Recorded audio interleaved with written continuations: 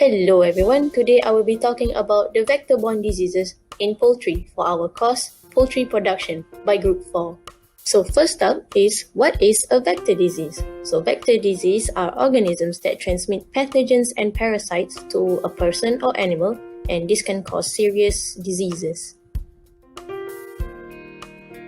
What are the vectors that are involved in poultry? So for here, we have 5 types: rodents, flies, mosquitoes, lice or mites, and wild birds. So first up are rodents. The diseases are transmitted to hosts by direct transmission through direct contact or from droplet spread and rodent urine. Now in humans, direct contact occurs through skin-to-skin contact and sexual intercourse with an infected person. An example of diseases spread through rodents is rat bite fever. The infection occurs through a bite or a scratch wound from an infected rodent, direct contact with a dead rodent, or eating or drinking food and water that is contaminated by rat feces that carry infectious agents. Next is leptospirosis. The infection occurs when eating food or drinking water contaminated with the urine from infected rodents. Direct contact of the skin or mucous membranes, such as inside of the nose, with water or soil that is contaminated with the urine from infected rodents.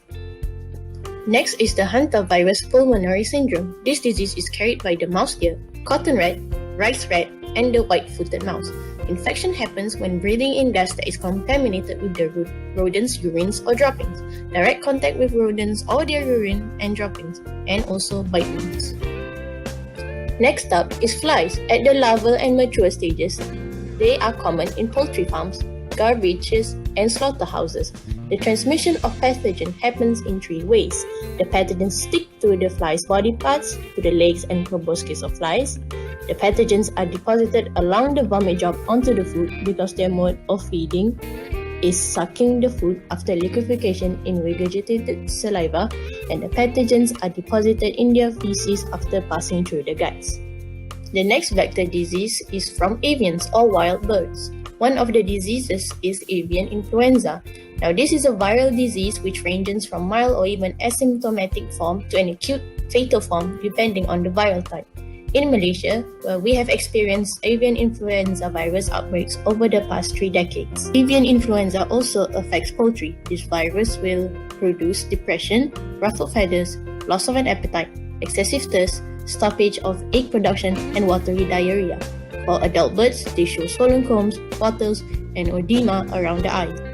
Let's talk about the mosquito-borne diseases. It is a common vector that transmits viral diseases in poultry and humans such as the West Nile disease, avian malaria, fowlpox, and Zika virus. Hosts get infected through biting of a mosquito that feeds on the blood of infected reservoirs and carry infectious agents that causes diseases. Related to mosquitoes is the West Nile disease. Mosquitoes become infected when we feed on the blood of infected birds. The infected mosquitoes then spread West Nile virus to other people and other animals by biting them. Symptoms include the mild flu. However, this can cause brain damage and death. Next is the avian malaria. It is transmitted by mosquitoes of several genera including the Culex and the Aedes mosquitoes. Stagnant ponds may provide a breeding ground for these mosquitoes. Susceptible birds are characterized primarily by anemia, with symptoms of weakness, depression, loss of appetite, and comatose, and some may die. For fowlpox, it originated from mosquitoes that bite one of the infected flocks that already has fowlpox. After a mosquito feeds on a chicken with fowlpox, it becomes a carrier and the disease will live in its salivary glands for up to 8 weeks.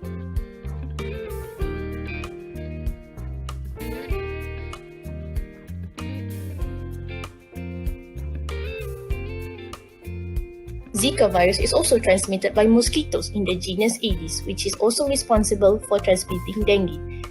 It infects small chicks and the death of chicken embryos with brain lesions called microcephaly. Other vector-borne diseases are lice or mites. Lice are ectoparasites that spend their whole life on an animal host. Poultry lice use their chewing mouthparts to feed on dry skin cells, scalp tissues, feather parts, and blood. Lice are host-specific and only feed on a few closely related species of animal hosts. For mites, they are also found to spend their whole life on birds. Chicken mites is a blood-sucking mite that most of them time feed at night.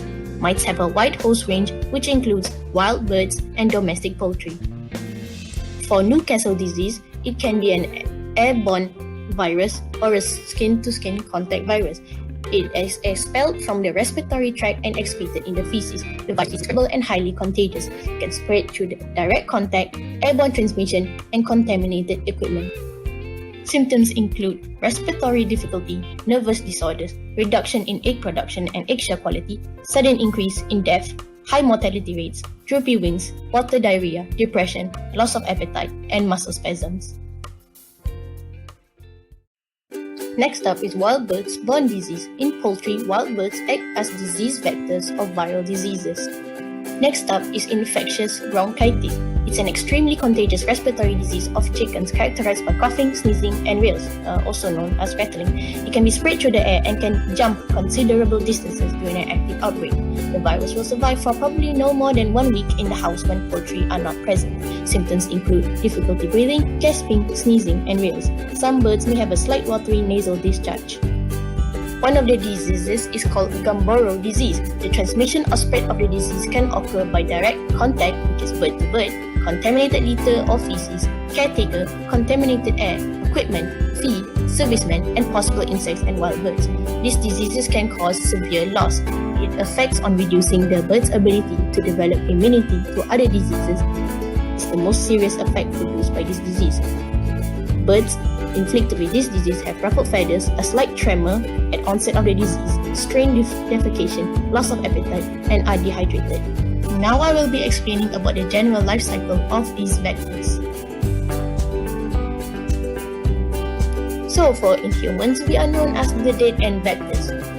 This means we are the end host. In general, for filarial worms, they will never reach maturity and thus never reproduce. Same goes to all filarial worms. It has 5 developmental of larva stages in a vertebral host and an enterpod vector. Adult female worms produce thousands of microfilaria, whose first stage larvae are ingested by a mosquito that is taking a blood meal. Some microfilaria follow a diurnal rhythm. The next 2 stages of development occur in the insect vector. The last 2 after they are reintroduced into the vertebral host during a subsequent blood meal. Deaminitis microfilaria takes 10 to 16 days in the vector to become a full adult in the right ventricle and pulmonary arteries of the dog. Meanwhile, the life cycle of D. repens is very similar, but instead of migrating to the heart, the adult worms reside mostly in the subcutaneous tissues. Now I will be talking about the prevention measures for vector control. First up is rodents and rats. Best keep the land around the pen free from weeds, loose lumber, and debris. Better to have the high chicken pens above the grounds and keeping a pet such as a dog or cat to chase the vectors out. For flies, it is important to remove the feces immediately and clean up the area after feeding time. Install fans to promote more airflow. It makes them harder to fly. For mosquitoes, tidy the pen often. Remove any item that can store water. Change the drinking water of the chickens often, at least every 2 days, and cover the windows with wire. For mites, fleas, lice, and ticks, dust bath can avoid chicken mites. Garlic powder or crushed glove can place in their drinking water or dry feed to ward off the mites. It is a potential natural cure to avoid the mites, fleas, lice, and ticks. For vaccination, it is to prevent and control the contagious disease in chickens and quarantine the chicken that has been infected with the disease to avoid any other chicken to get infected with the same disease. Let's look at some examples of news and articles. First up is the avian influenza. In the Northern Echo News, chickens are to be culled. The bird flu was detected at Redcar Farm in England. An avian influenza of the H5N8 subtype was confirmed among the laying chickens at the premises on Saturday, 6 February 2021. The affected birds were quickly and humanely culled and movement restrictions were introduced to limit the spread of the disease. The Public Health England and the Food Standards Agency confirmed that avian influenza poses a very low food safety risk for consumers, but were advised to undergo general food hygiene practices after handling the eggs. The Chief Veterinary Officers for England, Scotland, and Wales introduced new measures to help protect poultry and captive birds from the avian influenza. A legal requirement for all bird keepers to keep their birds indoors was initiated, and strict biomeasures should be followed to limit the spread of the disease. There was also a report on the West Nile disease. On the NBC 15 news, the West Nile virus was found in Mobile County Sentinel chicken. On the 13th August 2020, a Sentinel chicken used by the Mobile County Health Department, or MCHD, to detect mosquito-borne diseases in the community has tested positive for West Nile virus. The West Nile virus, which is a form of mosquito-borne encephalitis, has been confirmed by laboratory results according to Mobile County Health Officer. It was said that the risk of encephalitis spread by mosquitoes is highest from August to the first freeze in the fall. Health officials warn people taking part in outdoor activities to make every effort to reduce their exposure to mosquitoes. Now about the malaria disease. An article published on 17 September 2017 expresses that previous studies from the temperate regions have shown that the temperature plays a crucial role in the transmission of the avian malaria parasites.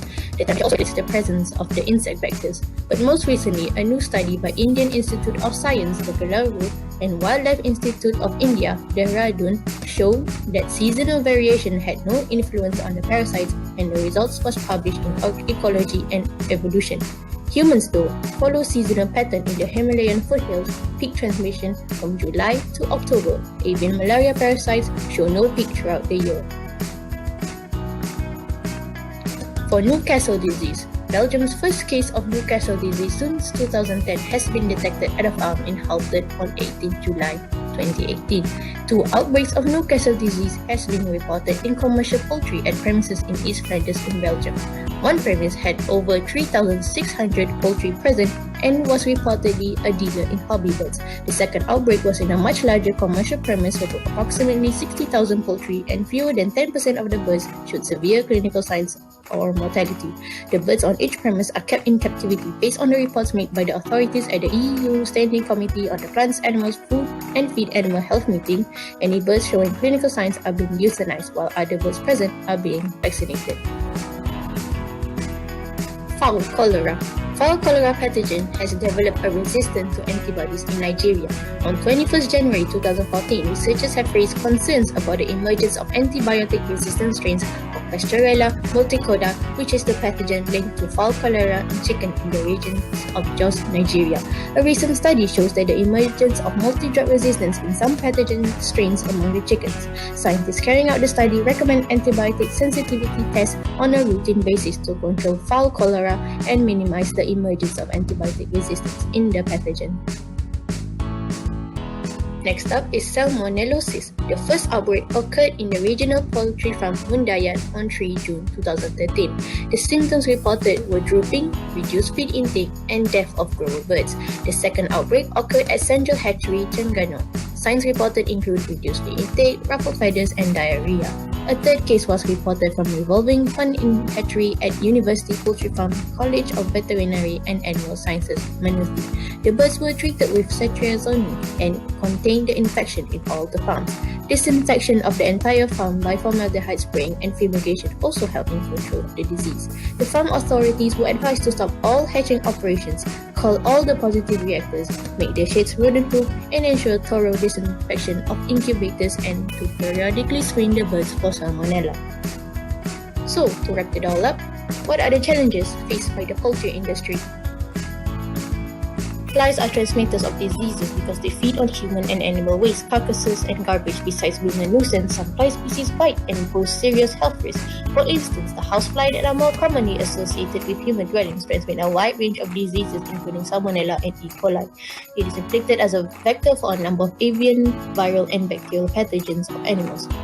House induces a high level of stress in the birds. Stress is induced by pain, and skin irritation is associated. Higher noise volumes are typically observed by farmers in mite-infested houses. Increased self-grooming, a characteristic symptom of anxiety, is observed in artificially infested hens. So here is our conclusion. To sum it all up, the vector-borne diseases are diseases that can be infected through many different vectors and can be spread easily to birds and humans, since it can be zoonotic. The vector will carry many different kinds of pathogens which can cause diseases in the poultry production. There are many ways to prevent and treat the disease the chicken are infected. Breeders also play an important role in preventing the disease to be transmitted to chickens. The visitors should practice the biosecurity in the compound of the pens. This will allow higher rate of production and also a low rate of mortality.